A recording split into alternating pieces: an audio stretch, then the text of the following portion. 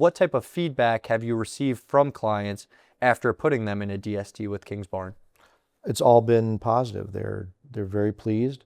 They become they become pleased when they receive the first payment. They become very confident and relaxed when they receive the second payment. Of course.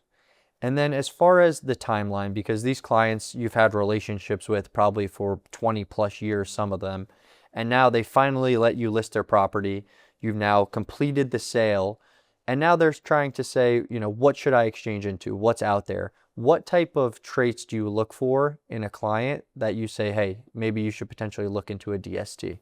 Well, when they are looking for less stress, less hands-on, and consistent income, that's when I put them in the DSTs. A lot of them want triple nets, but they usually don't have enough money to get what it is that they want.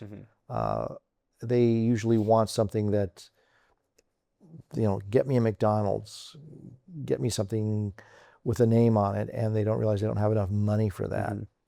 And it makes a big difference. And with a DST, they can actually spread it around to more than one product. And they like that, and they like the idea of not being in one basket.